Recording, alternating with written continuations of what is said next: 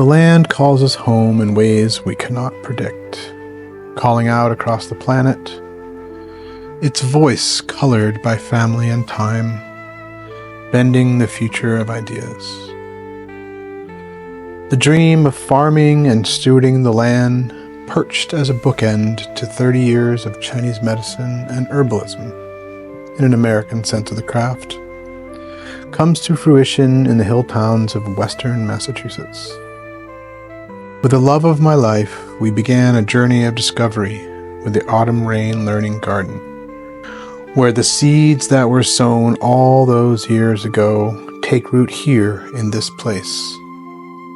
The story unfurls like the petals of a flower on an early summer morning. At the time Autumn Rain was born, Thomas had found himself immersed in the ways of Chinese medicine of China, while Holly traveled through the corridors of international corporate communications.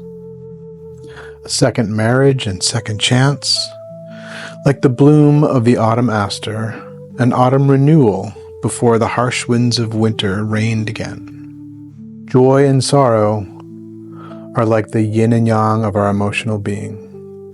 One cannot exist without the other.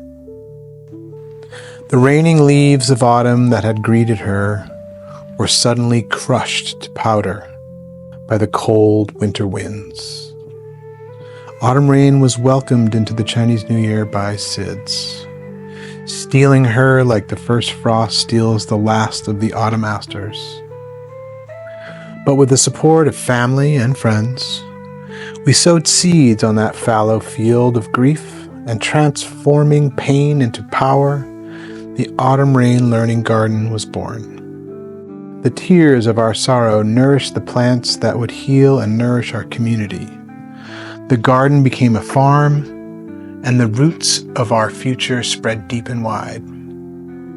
Over the course of nearly 10 years, we planted many gardens, bringing tears of joy to hundreds of children until the pandemic created a before and an after in the fabric of time.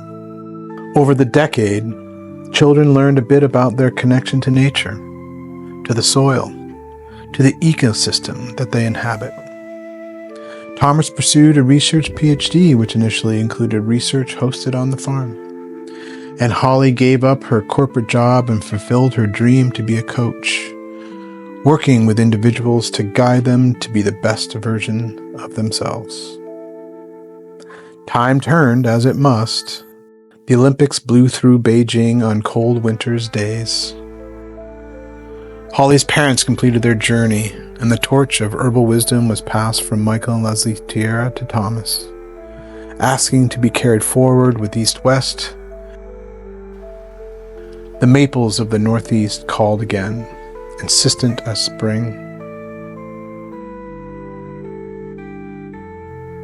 Here in western Massachusetts, we read the story written in abandoned fields.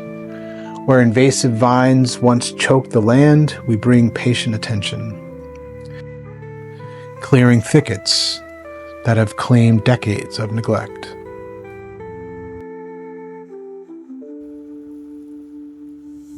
Some fields we've woken with the plow and blessed with cover crops.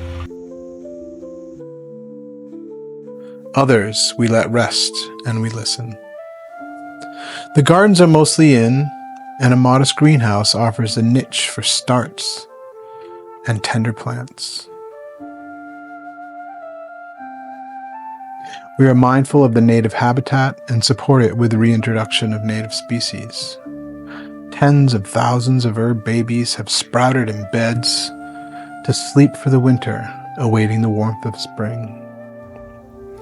Each decision weighs the balance of what was, what is, and what could be.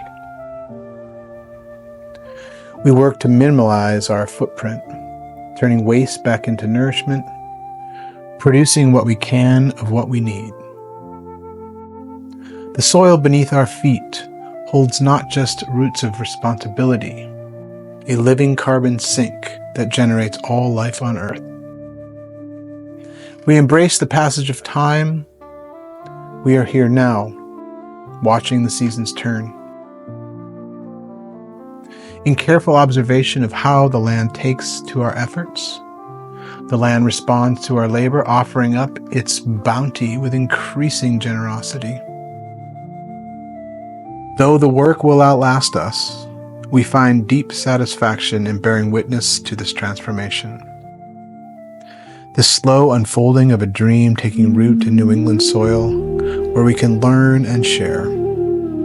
Won't you join us in community? Learn from us and teach us anew. Gain agency in your health and discover the ways of nature and the freedom it offers the soul.